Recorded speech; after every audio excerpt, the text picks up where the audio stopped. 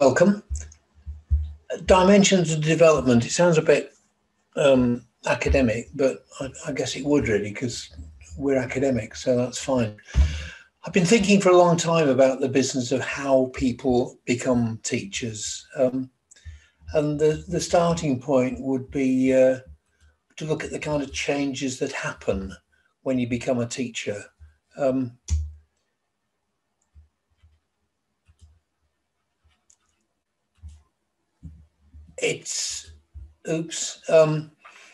Landing on ice is a bit tricky for birds. And I think there's a metaphor there about becoming a teacher, about the things which change when you move from another setting into the current setting. So let's look at a few of the obvious big changes which may happen when we move from some other role into being a teacher in higher education. Generally, I won't read the slides. I'll just put things up and let you look at them. So what may change?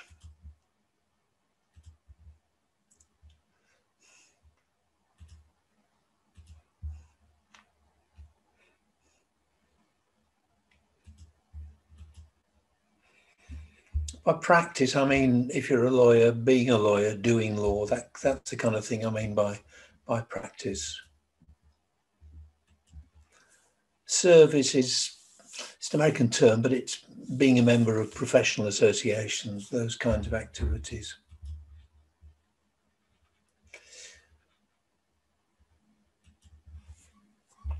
It's worth remembering that in a lot of jobs, not just teaching, professional people do some induction training, mentoring of their staff.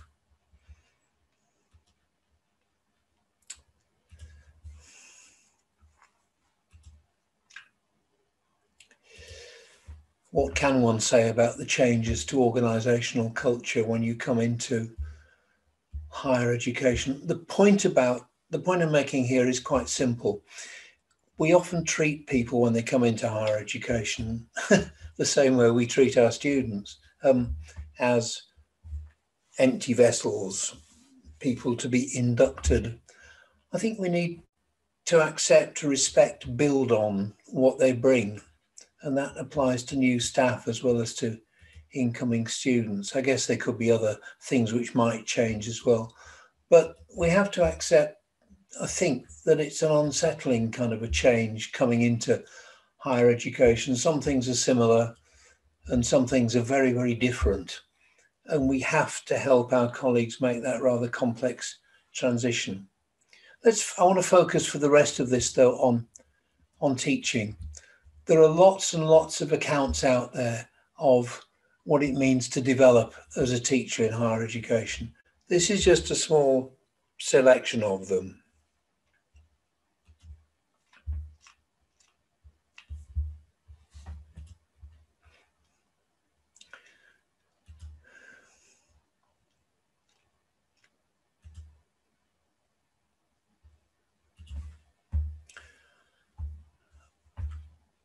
As you'll see, these are foxes for what he calls theories of teaching. By that he means theories that teachers hold about what teaching is.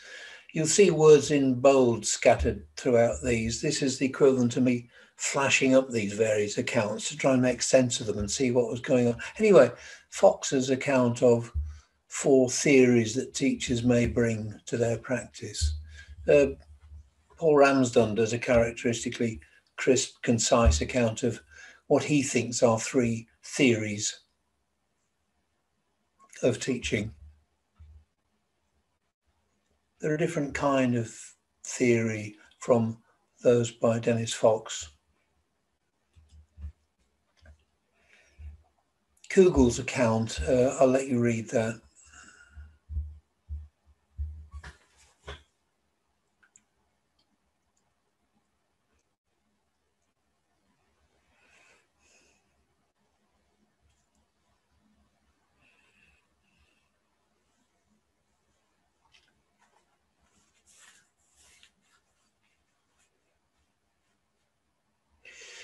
I like this account for a number of reasons. It was published in Studies in Higher Education back in 1993. It's not based on much research, unusually. It's based on Google's very thoughtful observations and conversations with people, but it's a rich account. And on the postgraduate certificate in higher education, which I helped to write for the University of London, and which I've taught on, we use this model explicitly, and the participants in the course, who are teachers right around the world, seem to find it interesting, useful, attractive, helpful. But again, you see I'm flashing up different words here. Previously, I flashed up the word theory, and here focus of attention and helping students, knowledge. I'm trying here to work out what might be going on in these various different accounts. Here's Trigwell and colleagues' account of what he now calls approaches to teaching. Again, I'll let you read it.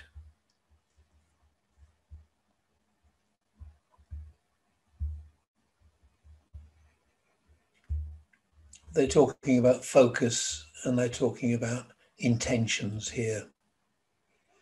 David Kember's really excellent early synthesis of some of these accounts.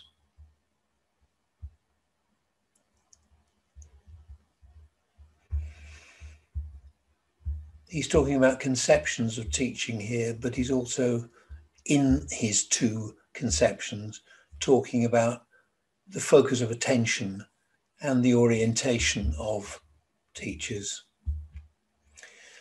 So having read these accounts, there are quite a few others, many more, and more than these since I wrote the paper. This, by the way, this is a paper submitted to IJAD. We'll see whether they like it or not, the International Journal for Academic Development. Since even doing these slides, I found some more accounts of being a teacher, but I wanted to look into them, see what was going on in these accounts, because they were they had things in common, but they also said different kinds of things. And I was trying to see if some kind of a synthesis might be possible here. And this is the shift. This is the shift of attention, which got us somewhere. We decided to ask not what they say, but what they're actually talking about. I apologize. Oh, yes, I've managed to move it. So our question became not what exactly are they saying, because they were kind of similar and different, but what are they talking about? And that gave us the framework for analysing these various accounts. And here's where we got to. We decided to dig beneath the surface, look into the whirlpool and see what was actually going on these various accounts of becoming a teacher. We found 6, or as you'll see, maybe 7 dimensions of development as a teacher in higher education. And again, I'll just put them up and let you look at them and think about them for a moment. Then I'll go on to do a little work on them.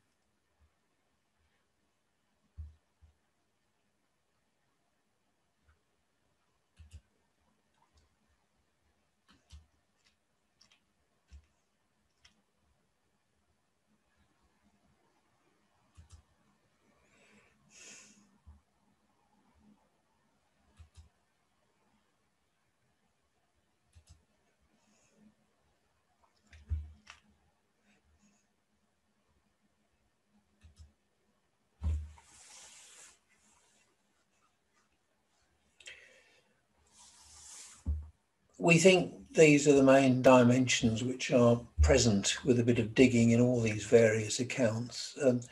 7th one's, we'll have a read of it.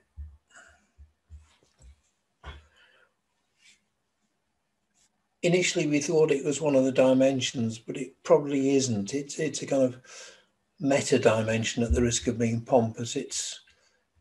It's an approach which the teachers can or may bring to all these other dimensions. Anyway, an account of what may be the main dimensions of development, the main things which develop within the teacher. It's worth pointing out that a lot of PG certs do focus principally on practice, but there's a lot more to it than that. One of my influences in this work was Angela Ho's account from Hong Kong about the way there's no point in trying to train people to teach differently unless they have some underpinning theory or practice to inform their teaching. There are relationships between these various dimensions of development. Let's look at the first two in a bit more detail and look at some possible answers to the question.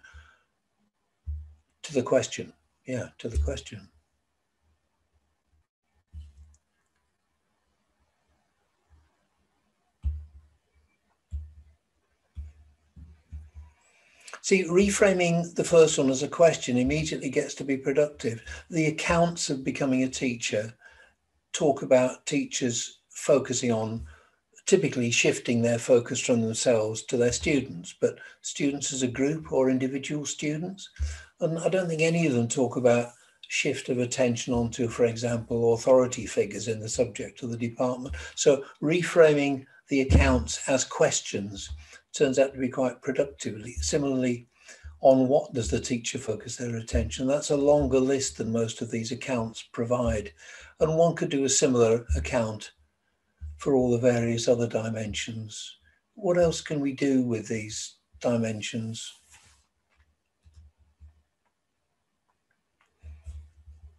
We certainly found that on the PG Cert. I'm sure this happens on courses about teaching in higher education, but it's nice to have a structure, a framework for these conversations because it provides a variety of prompts for talking about things. We can talk about, for example, the issues in the second bullet point there.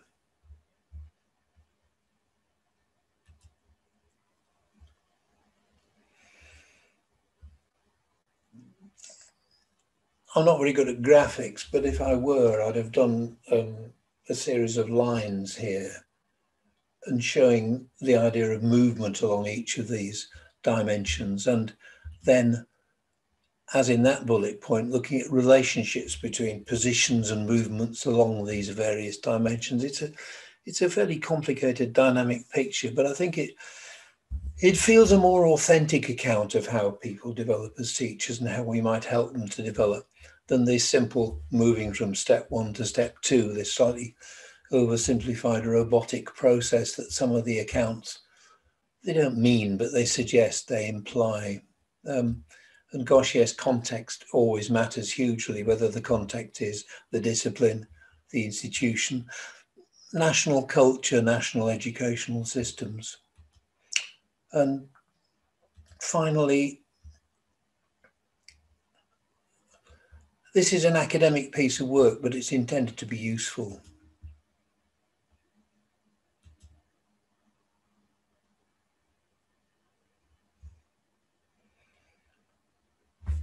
Other mysterious, as yet partially understood dimensions. I'll stop sharing because I want to know what you think about all this. I want to know whether it's any potential use, any potential interest. So either if you want to say things, or I'll have a look at the chat and see if anything's happened there. But back to you, Pam, to chair things, if that's okay.